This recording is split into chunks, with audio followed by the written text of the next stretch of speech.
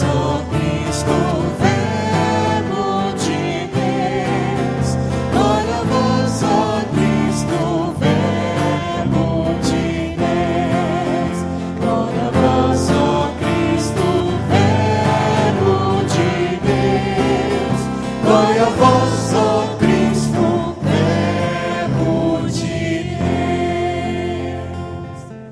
Deus. O Senhor esteja convosco. Ele está no meio de nós. Proclamação do Evangelho de Jesus Cristo segundo João. Glória a vós, Senhor. Naquele tempo havia um doente, Lázaro, que era de Betânia, o povoado de Maria e de Marta, sua irmã. Maria era aquela que ungia o Senhor com perfume e enxugara os pés dele com seus cabelos. O irmão dela, Lázaro, é que estava doente. As irmãs mandaram então dizer a Jesus: Senhor, aquele que amas está doente. Ouvindo isto, Jesus disse: Esta doença não leva à morte. Ela serve para que a glória de Deus, para que o Filho de Deus seja glorificado por ela. Jesus era muito amigo de Marta e de sua irmã Maria e de Lázaro. Quando ouviu que este estava doente, Jesus ficou ainda 2 dias no lugar onde se encontrava. Então disse aos discípulos: Vamos de novo à Judeia. Os discípulos disseram-lhe: Mestre, ainda há pouco os judeus queriam apedrejar-te, e agora vais outra vez para lá? Jesus respondeu: O dia não tem 12 horas? Se alguém caminha de dia não tropeça, porque vê a luz deste mundo. Mas se alguém caminha de noite, tropeça, porque lhe falta a luz. Depois acrescentou: Nosso amigo Lázaro dorme, mas eu vou acordá-lo. Os discípulos disseram: Senhor, se ele dorme, vai ficar bom. Jesus falava da morte de Lázaro, mas os discípulos pensaram que falasse do sono mesmo. Então Jesus disse abertamente: Lázaro está morto, mas por causa de vós alegro-me por não ter estado lá, para que creiais. Mas vamos para junto dele. Então Tomé, cujo nome significa gêmeo, disse aos companheiros: Vamos nós também para morrermos com ele. Quando Jesus chegou, encontrou Lázaro sepultado.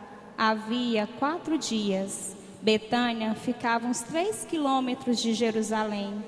Muitos judeus tinham vindo à casa de Marta e Maria para as consolar por causa do irmão. Quando Marta soube que Jesus tinha chegado, foi ao encontro dele. Maria ficou sentada em casa. Então Marta disse a Jesus: Senhor, se tivesse estado aqui, meu irmão não teria morrido. Mas mesmo assim, eu sei que o que pedires a Deus, Ele te concederá. Respondeu-lhe Jesus: Teu irmão ressuscitará. Disse Marta: Eu sei que ele ressuscitará na ressurreição, no último dia. Então Jesus disse: Eu sou a ressurreição e a vida. Quem crê em mim, mesmo que morra, viverá. E todo aquele que vive e crê em mim, não morrerá jamais. Crês isto? Respondeu ela: Sim, Senhor, eu creio firmemente que Tu és o Filho de Deus, que devia vir ao mundo. Depois de ter dito isto, ela foi chamar a sua irmã Maria, dizendo baixinho: O Mestre está aí e te chama. Quando Maria ouviu isso, levantou-se depressa e foi ao encontro de Jesus. Jesus estava ainda fora do povoado. no mesmo lugar onde Marta tinha encontrado com ele. Os judeus que estavam em casa consolando-a, quando a viram levantar-se depressa e sair, foram atrás dela, pensando que fosse ao túmulo para ali chorar. Indo para o lugar onde estava Jesus, quando o viu, caiu de joelhos diante dele e disse-lhe: Senhor, se tivesse estado aqui, o meu irmão não teria morrido. Quando Jesus a viu chorar, e também os que estavam com ela, estremeceu interiormente, ficou profundamente comovido e perguntou. Onde o colocastes? Responderam: Vem ver, Senhor. Jesus chorou. Então os judeus disseram: Vede como ele o amava. Alguns deles, porém, diziam: Este que abriu os olhos ao cego, não podia também ter feito com que Lázaro não morresse? De novo, Jesus ficou interiormente comovido. Chegou ao túmulo, que era uma caverna fechada com uma pedra. Disse Jesus: Tirai a pedra. Marta, a irmã do morto, interveio.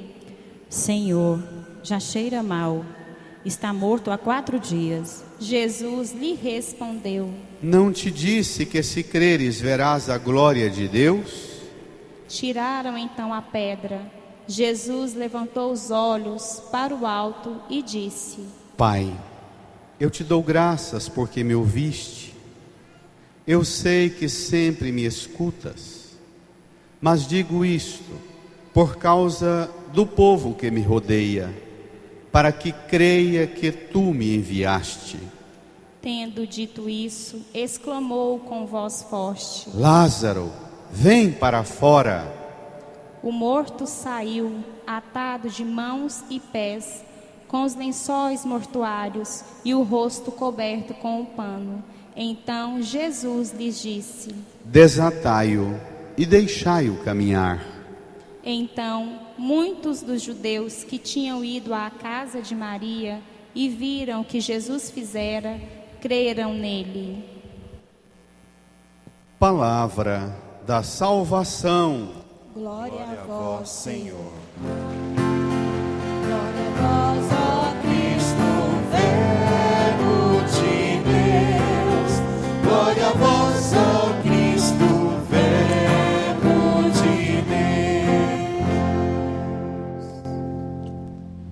Nos recolhemos na oração, num tempo de silêncio. No íntimo do nosso coração, peçamos ao Pai que Ele nos dê o Espírito do ressuscitado, para que compreendamos bem tudo o que essa palavra nos revela. Rezemos. Amém.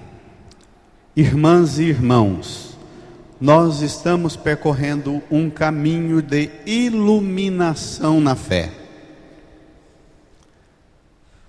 Esses 4 domingos, o primeiro foi Jesus no deserto, vencendo as tentações.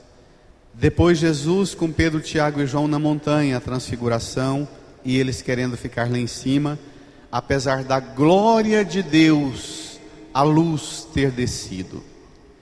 Depois da samaritana, Jesus conversa com ela, que se orgulha de ter balde, corda, o poço ser dos seus antepassados. Tem o poço, tem a cisterna, mas tem uma alma seca, que nada mata a sede de Deus da samaritana. E Jesus a conduz, abrindo a ela a luz da fé, e ela acaba trazendo a cidade inteira para passar 2 dias com Jesus. Domingo passado, no 4º domingo da Quaresma, nós estivemos com Jesus e o cego de nascença. Jesus iluminou não só os olhos físicos do cego, curando sua cegueira, mas deu-lhe a visão da fé. Hoje, Jesus também nos dá a visão da fé, a luz da fé, diante de uma das realidades mais difíceis da vida humana, o confronto com a morte. Vamos lá? Tomem comigo o Evangelho número 6 do seu folheto, Evangelho de João, capítulo 11, versículo 1 até o 45. Tomemos juntos. Eu dividi o texto em 4 partes. Nós vamos lendo, são blocos de cenas, e depois eu retomo. Vamos lá? Naquele tempo havia um doente, Lázaro, que era de Betânia, o povoado de Marta e Maria, sua irmã. Maria era aquela que ungira o Senhor com perfume e enxugara os pés dele com seus cabelos. O irmão dela, Lázaro, é que estava doente. As irmãs mandaram então dizer a Jesus, vocês, bem forte: Senhor, aquele que amas está doente. Essa é a primeira coisa que a gente fala para Deus quando alguém adoece na casa da gente, não é? Ô Senhor, meu filho está doente. Ô meu Deus, minha mãe, meu pai, meu irmão está doente. Essa é a primeira coisa que a gente lembra. Dizer a Jesus, está doente. Lembra daqui, olha para aqui. Mas a reação de Jesus é curiosa. Quando ouviu isto, Jesus disse, todo mundo: esta doença não leva à morte. Ela serve para a glória de Deus, para que o Filho de Deus seja glorificado por ela. Domingo passado os discípulos perguntaram, quem pecou, ele ou seus pais? Lembra? Jesus fala, nem ele nem seus pais, mas isso serve para que as obras de Deus se realizem nele. De novo agora a notícia da doença. Jesus recebe a notícia que Lázaro está doente e diz, essa doença não leva à morte, ela serve para que a glória de Deus, para que o Filho de Deus seja glorificado por ela. Irmã, irmão, ter fé, o sinal de que você tem fé, de que eu tenho fé, é quando nós experimentamos o sofrimento em nossa vida, de enfermidade física, as tribulações, as dificuldades no casamento, na família, no trabalho, tantas dificuldades, e você, na confiança, diz ao Senhor, eu sei que essa tribulação que eu estou passando serve para que a glória do Senhor se manifeste. Não é Deus que manda a desgraça e o sofrimento para mostrar a autoridade dela, da tribulação, do sofrimento. Nós é que nos abrimos. O sofrimento não é Deus que manda, porque Deus é perfeito, e o sofrimento é fruto da imperfeição nossa. Nós pecamos. A causa do sofrimento e da morte é o pecado. Então Deus não pode mandar sofrimento, não pode mandar morte. Essa doutrina é estúpida, ela ofende o mistério de Cristo.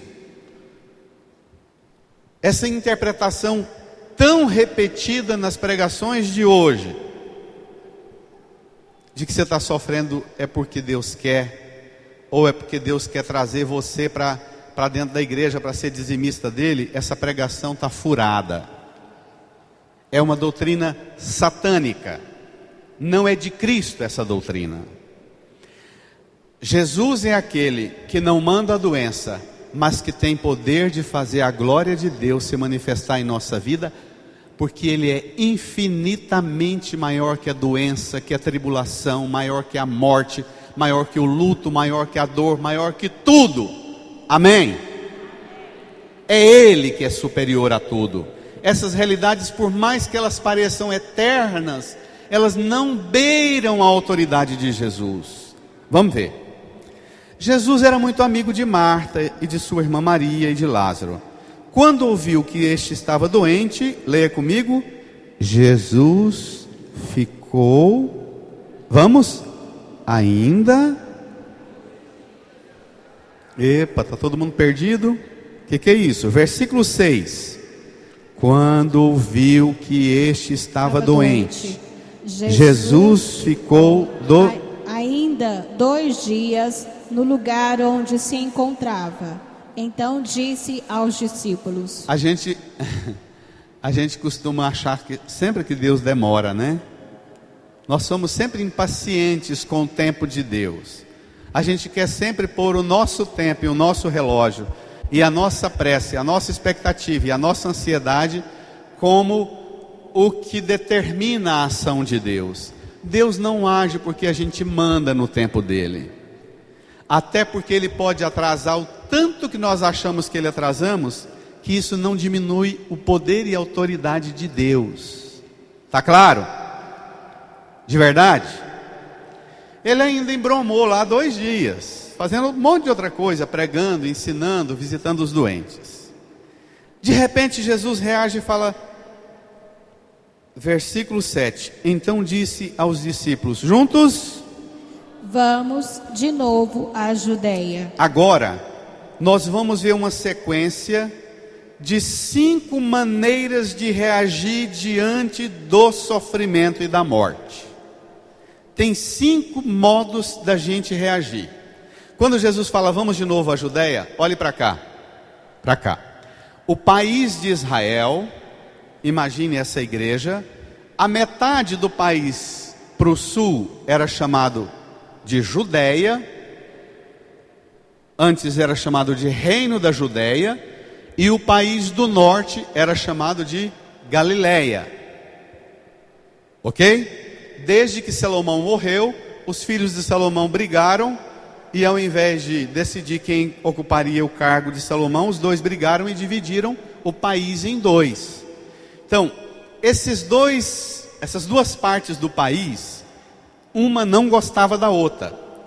No sul estava a capital Jerusalém, o trono, o palácio do rei, a corte do rei. No sul estava o comércio, a moda, a grande movimentação de mercadoria que vinha do Oriente e de tudo quanto é banda que aparecia também do lado do Ocidente. Era o sul, mais urbano, e o norte era o sertãozão do país. A Galileia era a caipirada, o povo da roça, o produtor, plantador, criador de bicho lá no Vale do Jordão e ao redor do Mar da Galileia.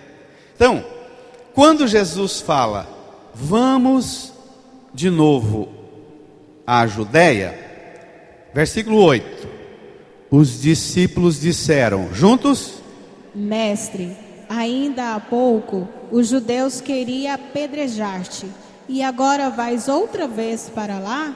Presta atenção, eu disse que tem 5 maneiras da gente reagir diante das tribulações. Qual que é a reação dos discípulos aqui? O que eles têm quando eles dizem a Jesus, Mestre, ainda há pouco nós estávamos na festa da Páscoa lá em Jerusalém, e eles queriam apedrejar o Senhor. Aí vai de novo para lá, eles estão com, qual é a palavra? Medo. Tem muita gente que diante do plano de Deus, embora esteja com Jesus, convivendo com Jesus há 3 anos, mas não deixa outra coisa guiar a ela, o medo. Tem uma turma na igreja que vive, embora com Jesus, perto de Jesus, escuta Jesus, recebe o corpo e sangue de Jesus, e vai embora e vem para a igreja sempre guiado pelo medo. Até o que move a ele a ficar com Jesus é o medo, e não a entrega a Jesus, não a aceitação de Jesus como Senhor e Salvador, mas guiado pelo medo. Presta atenção que vai aparecer o segundo tipo de gente que vive na igreja. Versículo 9, Jesus respondeu, todo mundo? O dia não tem 12 horas? Vamos, igreja? Se alguém caminha de dia, não tropeça, porque vê a luz deste mundo. Mas se alguém caminha de noite, tropeça, porque lhe falta a luz. Domingo passado os discípulos falaram para Jesus, com o cego lá, fazendo o milagre com a saliva e o barro, não é? Para Jesus, que aquele era em dia de sábado, que Jesus tinha que tomar cuidado com o que ia fazer. Jesus meteu a mão na mesa e disse: eu sou a luz do mundo. De novo, agora diante do medo dos discípulos, ele diz: o dia tem 12 horas. A minha vida nesse mundo aqui é o mesmo que um dia. Enquanto eu estiver nesse mundo, eu sou a luz do mundo. Só que, versículo 11, depois acrescentou: o nosso amigo Lázaro dorme, mas eu vou acordá-lo. Presta atenção na reação do segundo tipo de gente que vive na igreja. Quando Jesus fala: nosso amigo dorme, mas eu vou acordá-lo. Versículo 12, os discípulos disseram: Senhor, se ele dorme, vai ficar bom.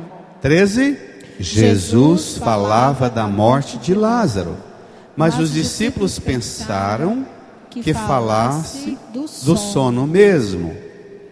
Então Jesus disse abertamente: brada, Lázaro está morto, mas por causa de vós, alegro-me por não ter estado lá para que creiais, mas vamos para junto dele.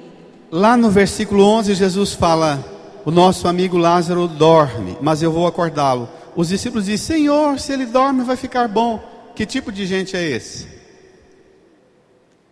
Só que Jesus estava falando de uma forma teológica e poética da morte, e eles pensavam que Jesus estava falando do quê? Do sono mesmo. Que tipo de discípulo é esse que está na igreja? Os desligados. Está sempre distraído e voando. Pega uma palavra, uma frase, faz um esforço para continuar o raciocínio, mas daqui um pouco distrai de novo e não pega. E está sempre voado e perdido diante do que Deus fala. Existe gente assim? Nós somos muitas vezes assim. Então tem os medrosos e tem os desligados, os distraídos, crianças, que vem na igreja, está com Jesus, está recebendo a notícia do sofrimento dos outros, está ouvindo Jesus dizer que ele é que encaminha as coisas, mas a pessoa está desligada. Não, se ele dorme, vai acordar, deixa para lá. Mas aí aparece o terceiro tipo de gente dentro da igreja. Vamos ver? Versículo 16. Quando Jesus fala assim, no versículo 15, mas vamos para junto dele. Aí versículo 16, quando Jesus fala que vai, olha a reação de Tomé. Todos juntos? Então Tomé, cujo nome significa gêmeo, disse aos companheiros: brada, vamos nós também para morrermos com ele. Que tipo de gente é esse? É bacana a gente lendo o evangelho e comparando a gente com os personagens, não é? Que tipo de gente é esse? É o fatalista. É o tipo de gente influenciado pela doutrina espírita. O espiritismo é assim, tudo está determinado. Você encarna e reencarna, vem e volta, até evoluir. Tem um ciclo natural. Perturba não. Doutrina espírita. Os fatalistas, os conformistas com a realidade. E o espiritismo é uma doutrina tão contrária ao cristianismo, que o espiritismo defende a doutrina que é preciso ter miseráveis passando necessidade, para que eu evolua através da caridade que eu realizo, fazendo caridade para eles. Isso é um determinismo, isso é um fatalismo absurdo. Está entendendo? Isso fere gravemente a doutrina da fé. Tomé é o camarada assim, não, está programado para ele morrer, vamos morrer com ele também, acabar com esse troço logo. A gente está 3 anos seguindo Jesus, e ele com esse diacho de trem de falar que vai morrer na cruz, vai morrer, bora lá, acaba com esse troço logo, a gente regaça logo o resto. Tem gente assim na igreja, nós muitas vezes somos assim. Muitas vezes nós estamos no grupo dos medrosos, ou dos desligados, ou dos fatalistas, dos deterministas, comodista, achando que não, tudo que acontece é porque Deus quer, deixa do jeito que está, vamos acabar com esse trem logo. Mas agora vai aparecer ainda 2 maneiras fortes de reagir, e uma terceira que não é tão central como os personagens principais. Versículo 17, vamos lá? Quando Jesus chegou, encontrou Lázaro sepultado havia 4 dias. Betânia ficava a uns 3 quilômetros de Jerusalém. Muitos judeus tinham vindo à casa de Marta e Maria para consolar por causa do irmão. Quando Marta soube que Jesus tinha chegado, leia, foi ao encontro dele. Maria ficou sentada em casa. Então Marta disse a Jesus, brada, Senhor, se tivesses estado aqui, meu irmão não teria morrido. Mas esse é o desabafo que todos nós fazemos quando alguém querido a nós morre, não é? A dona Nilra e a Paula, ela perdeu o filho há 10 dias atrás, né? E o irmão. A primeira coisa que a gente aprende depois, a primeira coisa que a gente dá bronca em Deus é aquela revolta interior. Senhor, se tivesses estado aqui, por que o Senhor deixou acontecer isso?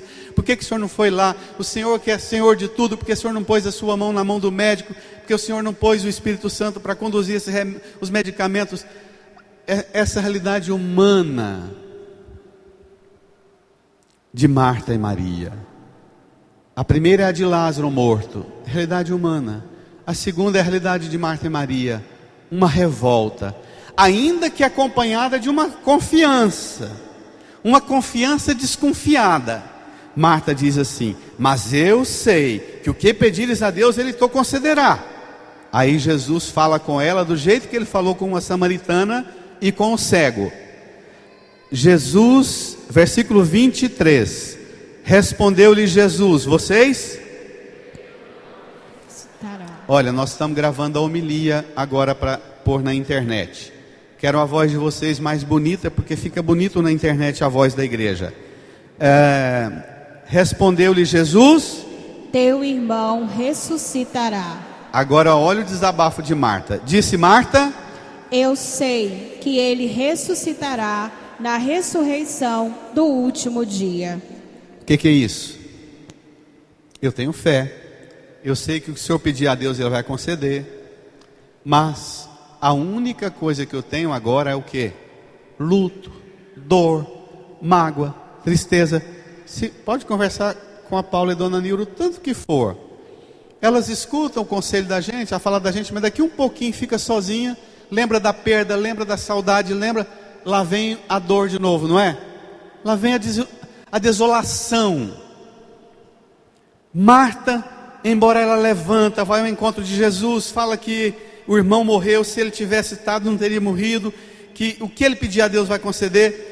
Mas Marta faz um desabafo, tá bom, Jesus vai ressuscitar, eu também vou, nossos antepassados vai, mas isso é lá no fim do mundo, a hora que o mundo estiver acabando, ele ressuscita, a gente vai para a glória. Eu queria, meu irmão era aqui, eu gerei o meu filho, foi para ter vida, meu pai, minha mãe para viver, meu irmão, minha esposa para viver. A gente está sempre achando e permitindo que a morte, que o sofrimento tenha a última palavra na vida da gente.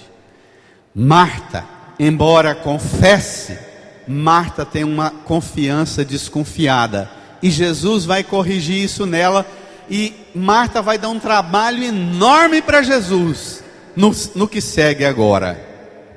Versículo 25, então Jesus disse, brada a igreja bem bonito, eu sou a ressurreição e a vida. Quem crê em mim, mesmo que morra, viverá. Brada. E todo aquele que vive e crê em mim, não morrerá jamais. Crês isto? Respondeu ela. Sim, Senhor. Eu creio firmemente que Tu és o Messias, o Filho de Deus, que devia vir ao mundo. Então, quando ela fala, não, mas isso é para o fim do mundo, Jesus fala, não, eu sou aquele que vai realizar o julgamento no fim. Mas eu realizo agora também a obra que Deus quer que eu realize. Domingo passado ele falou para os discípulos, eu sou a luz do mundo, eu tenho controle sobre o que está aqui. E agora ele diz para Marta, Marta, eu sou a ressurreição, eu sou a vida. Quem crê em mim, mesmo que morra, viverá, e todo aquele que vive e crê em mim, não morrerá jamais. Crês isto? Marta professa vigorosamente: sim, Senhor, eu creio firmemente que tu és o Messias, o Filho do Deus vivo, que devia vir ao mundo. Essa profissão de fé de Marta. Jesus escuta Marta professar a fé. Todos os domingos nós viemos à missa, depois da proclamação da palavra, depois da pregação. A pregação é exatamente esse argumento de tentar provocar no coração meu e de vocês a atualização dessa força de Cristo, dessa renovação do crer, renovação da fé, e a gente termina ficando de pé e dizendo: creio em Deus Pai Todo-Poderoso, não é? Na liturgia e na Santa Missa nós atualizamos aquela obra que Cristo perpetuamente realiza. Ele é a nossa luz, Ele é a ressurreição e a vida. Mas tem uma coisa linda. Qual é a primeira coisa que Marta faz quando ela encontra Jesus e renova sua fé? Aqui está uma coisa muito bacana. Aqui hoje você vai levar um susto enorme. O sinal de que você encontrou Jesus, o sinal de que você veio à missa e não ficou aqui com um bando de medroso, com um bando de desligado, com um bando de determinista fatalista, com um bando de desiludido. O sinal que você não é guiado pelas coisas daqui é o que Marta faz agora. Leia comigo. Quando ela termina de professar a fé no versículo 27, versículo 28. Leia bem bonito toda a igreja. Depois de ter dito isto, ela foi chamar a sua irmã Maria, dizendo baixinho: todos, o mestre está aí e te chama. A Paula e a dona Nilra, que tem 10 dias que perderam o irmão e o filho. Primeiro sinal desse encontro com Jesus hoje é voltar para casa e dizer lá para a família: o mestre está aí e te chama. Jesus é Senhor, Jesus está vivo, Jesus ressuscitou, Ele está aí e te chama. Cada um de nós temos que voltar para casa hoje, levar para a nossa família a autoridade dessa fé renovada, dizer para aqueles que não vieram, que não correram ao encontro de Jesus como Marta correu, ainda que ela tenha dado bronca em Jesus, dizer a quem está lá em casa: Jesus, o mestre, está aí e te chama. Amém? Tem gente lá em casa, na família, no trabalho, nos vizinhos, precisando da gente levar essa força da palavra? Muito. Então incline a sua cabeça, põe a mão no coração. Diga para Jesus que você quer renovar com Ele a sua fé hoje. E você quer levar a força e a autoridade dessa fé que você professa. E dizer para todos: Jesus, o Mestre, o Senhor da vida, está aí e te chama.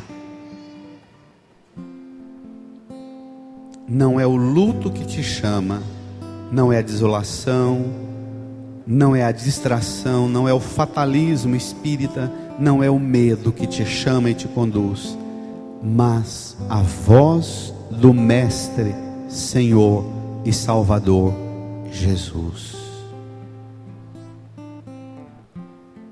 Amém. Agora, volte ali, versículo 29. Olhe só a reação de Maria. Tem a turma dos medrosos, dos desligados, dos fatalistas, dos desiludidos como Marta. E agora Maria é outro tipo de reação. Vamos ver? Juntos. Quando Maria ouviu isso, levantou-se depressa e foi ao encontro de Jesus.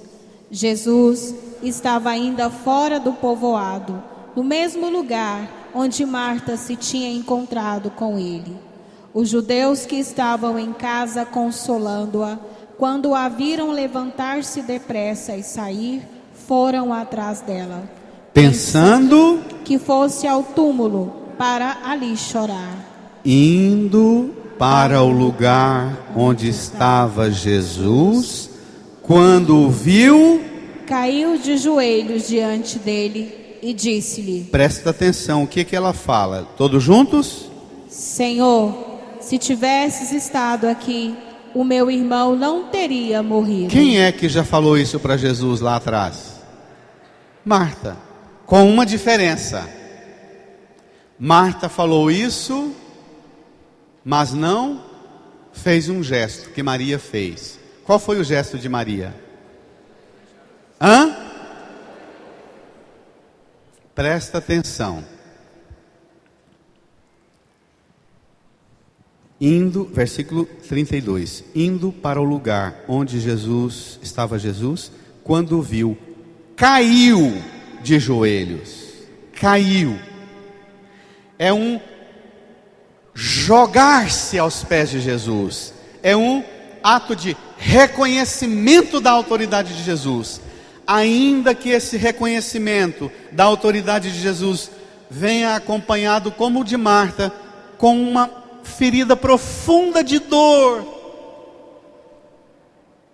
A mãe, geralmente, quando perde um filho, o povo fala, não, com o tempo você esquece. Com mãe é o contrário. Quanto mais o tempo passa, mais ela sente falta. Não é assim? Maria está dominada por essa dor, por esse sentimento de perda profundo como Marta.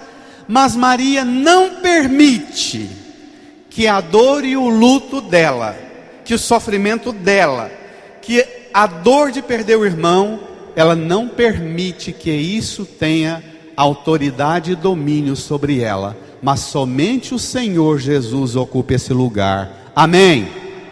De verdade? Isso é lindo demais. Pode chorar, pode desabafar com Jesus. Às vezes eu vou visitar a família que perdeu alguém. Padre, minha irmã está assim, minha filha está assim, minha mãe está desse jeito, meu pai, ele fica revoltado, ele lamenta. Eu falo, mas ele também está dando conta de dobrar o joelho, rezar e renovar a fé em Jesus? Se está dando conta, normal. Deixa seu pai, sua mãe, sua irmã bradar com Jesus o tanto que precisa, até tirar esse trem ruim daqui de dentro. Não fique querendo mudar o comportamento externo sem passar por uma cura interior. Às vezes a gente muda só de fachada, não quer ver coisa desagradável, alguém sofrendo com a perda. Maria dobra-se, cai de joelhos aos pés de Jesus e desabafa. Mas desabafa com uma atitude e um gesto que provoca uma reação em Jesus que você nunca tinha prestado atenção do jeito que vai prestar agora. Vamos ver? Versículo 33. Leia comigo. Quando Jesus a viu chorar, e também os que estavam com ela, estremeceu interiormente, ficou profundamente comovido e perguntou. Para lá. Maria de joelhos, chorando e desabafando com Jesus, ela provoca no coração de Jesus um sentimento forte. E também os que estavam com ela chorando, Jesus estremeceu interiormente, ficou profundamente comovido. Irmã, irmão, incline a sua cabeça e repita comigo: Jesus, dá-me a graça de experimentar que o Senhor é o Deus verdadeiro, feito homem, que chora conosco, que estremece interiormente, com as nossas dores, com os nossos sofrimentos, com as nossas tristezas. Senhor, Senhor, renova em mim renova em mim essa graça essa graça de reconhecer de reconhecer e nunca me esquecer e nunca me esquecer que o Senhor chorou por mim. chorou por mim. Repita comigo: Jesus Jesus chorou na cruz chorou na cruz por mim, por todos os meus sofrimentos. por todos os meus sofrimentos. Ele chorou. Ele chorou. Amém. Amém. Não é bonito? Não é bonito? Dê uma salva de palmas para Jesus bem forte. Pode dar um grito de amor a Jesus.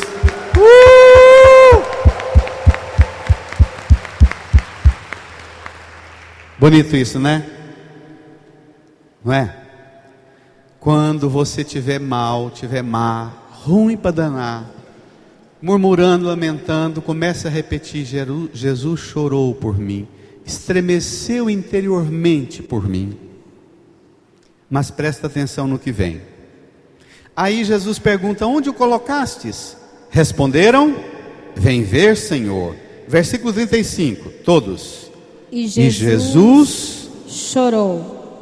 Então os judeus disseram: vede. como ele o amava. Igreja, presta atenção. No versículo 33, Jesus estremeceu interiormente, ficou profundamente comovido e Jesus chorou. Não é bonito? Segue. Que coisa extraordinária. Os judeus falaram, uns reagiram assim: veja como ele o amava. 37, todo mundo. Alguns deles, porém, diziam: este que abriu os olhos ao cego, não podia também ter feito com que Lázaro não morresse? Para lá. Perto de Jesus tem os medrosos, os desligados, os fatalistas, os desolados como Marta, mas tem também a ferida de dor e luto como Maria, mas que dobra o joelho e reconhece Jesus com autoridade e poder. Tem os judeus que se comovem com as lágrimas de Jesus, mas dentro da igreja e perto de Jesus tem aqueles também que debocham de Jesus, que estão perto dele. Tem gente na igreja que vem para a igreja só para provar o quanto Jesus não é capaz de mexer na vida dela, de transformar a vida dela. Versículo 38.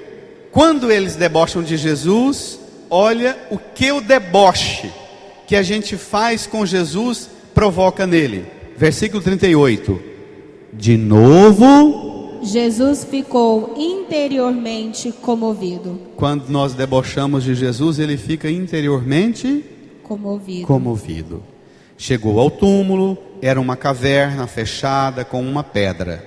Disse Jesus: brada, tirai a pedra. Marta, que agora mesmo confessou: creio firmemente que tu és o Messias, o Filho de Deus vivo, que devia vir ao mundo. Mas quando Jesus tem autoridade, diz: tirai a pedra. Presta atenção na reação de Marta. Leia. Marta, a irmã do morto, interveio. Juntos? Senhor, já cheira mal, está morto há 4 dias. Jesus respondeu: não te disse que se creres, verás a glória de Deus? Para lá. E é assim também conosco. A gente vem à igreja, escuta a palavra, é tocado pela palavra, sai daqui num gás danado, num entusiasmo danado. Daqui um pouco acontece um trem qualquer, não é? Ou a gente lembra do sofrimento, das perdas, dos traumas, das mágoas, as frustrações com o pai, com a mãe, com o filho, com a família, com o padre, com a igreja, as decepções, e a gente fica querendo que o túmulo fique fechado, apodrecendo tudo lá dentro. A gente dá, mesmo que tenha renovado a fé como Marta, mas a gente deixa a pedra que tampa o túmulo ter a última palavra, porque lá dentro já cheira mal. Irmã, irmão, permita que Jesus olhe para você e veja o seu coração também como um túmulo cheio de ressentimento e de mágoas, cheio de feridas, de luto, de traumas, de decepções, de frustrações, cheio de dor pelas perdas que você teve nos sonhos, nos projetos que você empreendeu e foi um fracasso. Permita que Jesus diga a você também hoje, diante de você, e diz: tire a pedra que está tampando o seu coração, cheio de coisa apodrecendo, de coisa fedendo. Permita que Jesus entre na sua vida e tenha autoridade de dizer para você: tire a pedra que tampa a entrada do seu coração, tire a pedra que tampa a entrada da sua alma, tire a pedra que tampa a entrada da sua mente, que não se abre para mais nada, tire a pedra que tampa a porta da sua casa, tire a pedra da sua vida.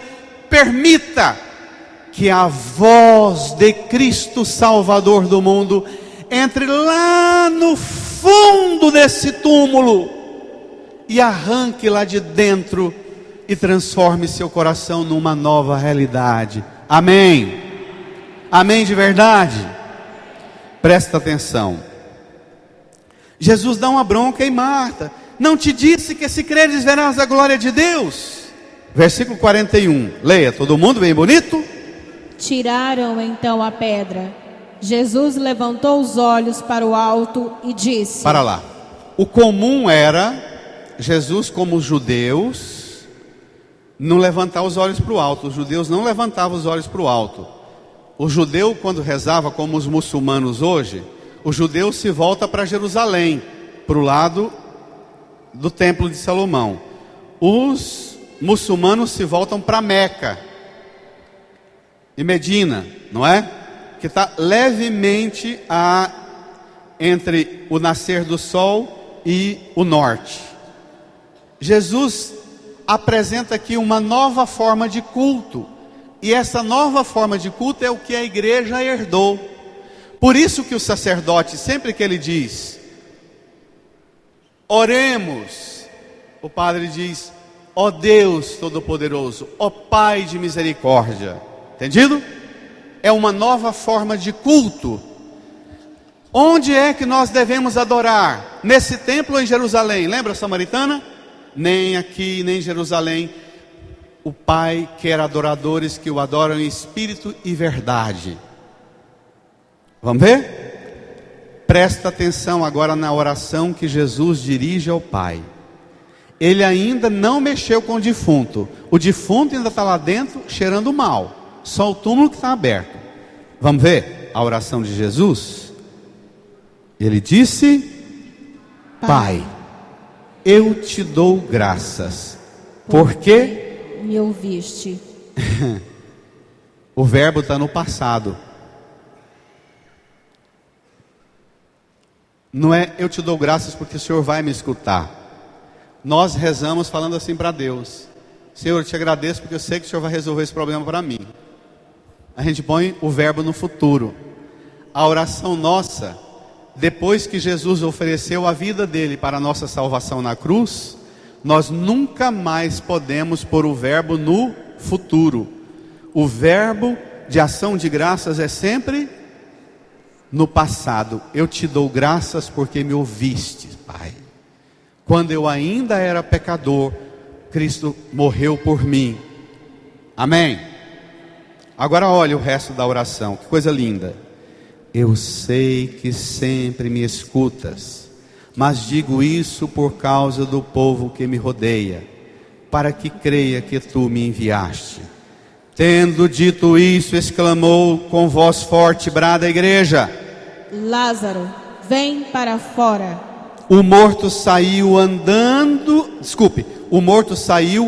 atado de pés e mãos, leia, com os lençóis mortuários e o rosto coberto com um pano. Para lá. Presta atenção nessa cena. Jesus fala para Lázaro, que já cheira mal, como a irmã disse: vem para fora. O morto saiu do túmulo, que jeito? atado de mãos Pés, e com o rosto. coberto com um pano. Muitas vezes você fica esperando para aceitar a autoridade de Jesus, porque você olha para suas mãos e sente que elas ainda estão atadas.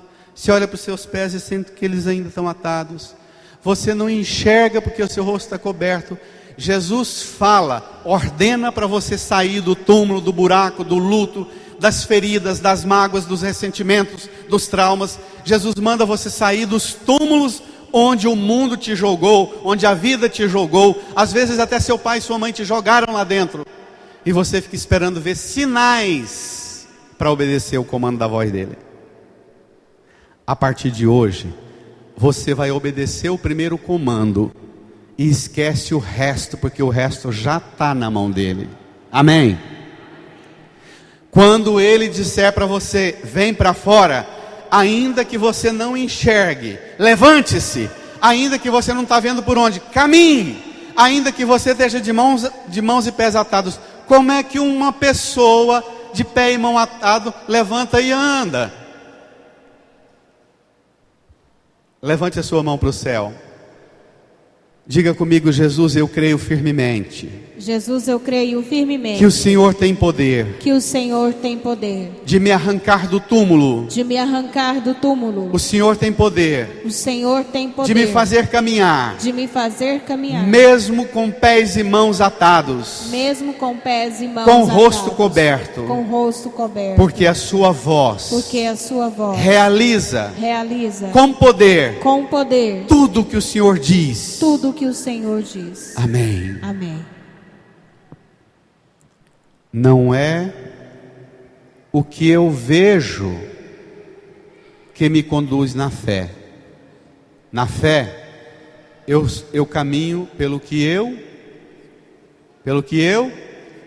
Na fé, nós não caminhamos como muitas igrejas pregam por aí, vem ver milagres. Nós não dependemos de milagres para obedecer Jesus. Essas igrejas que pedem milagres é porque elas não reconhecem esse aqui como o maior milagre. Nós não caminhamos correndo atrás de milagres. Nós caminhamos guiados pelo comando da voz e da autoridade poderosa de Jesus. Amém? De verdade. Lázaro, vem para fora. E o morto saiu. É impressionante o morto. Chama ainda Lázaro de morto. Saiu, atado de mãos e pés, com os lençóis mortuários e o rosto coberto com um pano. Aí Jesus diz a coisa mais impressionante para nós. Vamos ler? Todo mundo? Desatai-o e deixai-o caminhar. Para lá. O que significa Jesus mandar desatar e deixa caminhar? O que significa? Que Ele dá vida para cada um de nós que estamos aqui. Mas desatar e ensinar a caminhar, isso é papel da igreja.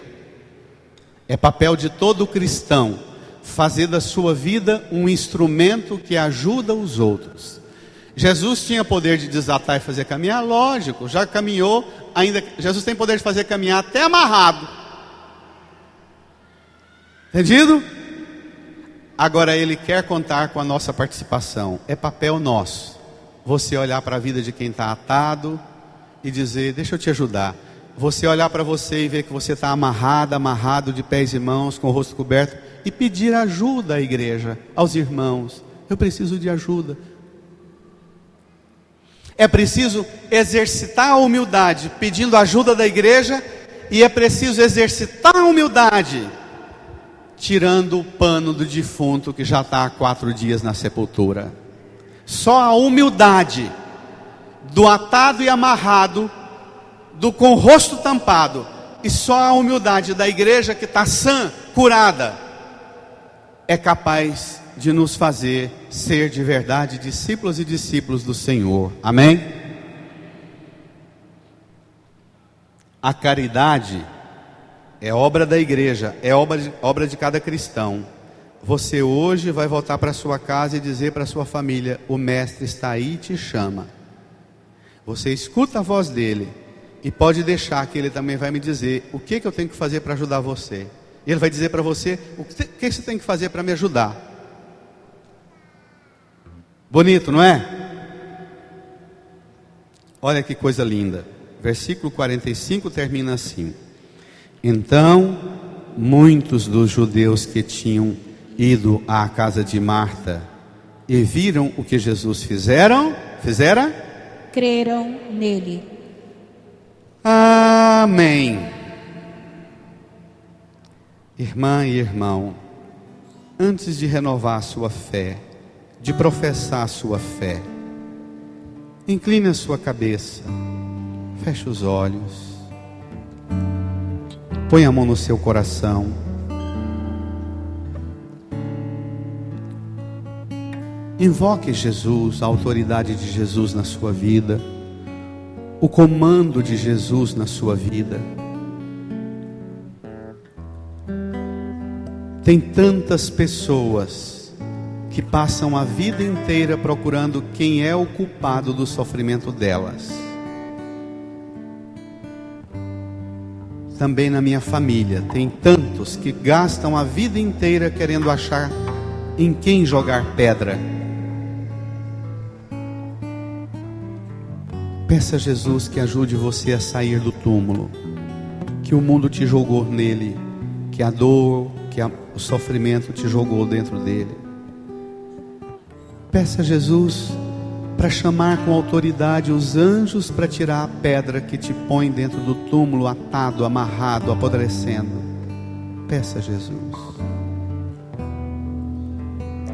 Como no dia da ressurreição, naquele sábado santo, em que o divino Pai Eterno desceu do céu com os anjos, e o Pai Eterno disse aos anjos: tirai a pedra. E o Pai Eterno entrou no túmulo e desatou Jesus, tirou o pano do rosto e dobrou de um lado, tirou os lençóis que envolviam o corpo de Jesus e colocou no outro lado, e disse para ele: meu filho, vem para fora, a morte, seu sofrimento acabou, meu filho, vamos comigo de volta para a glória. Permita o Pai Eterno entrar hoje no túmulo da sua alma, do seu coração, da sua família, da sua fé. Permita a autoridade da voz de Jesus te arrancando das potências do luto, da morte, do sofrimento.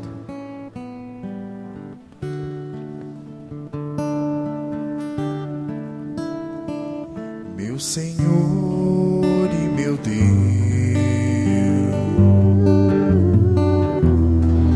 meu Senhor e meu Deus,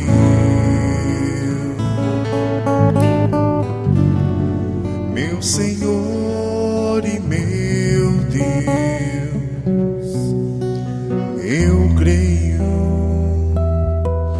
mas aumenta minha fé. Meu Senhor e meu Deus,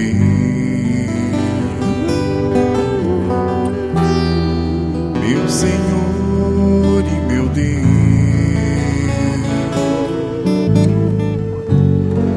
meu Senhor e meu Deus, eu creio, mas aumenta minha fé. Dai-me uma fé viva, dai-me uma fé nova, Traduzida na vida, testemunhada no amor pelos irmãos. Dai-me uma fé viva, dai-me uma fé nova, traduzida na vida,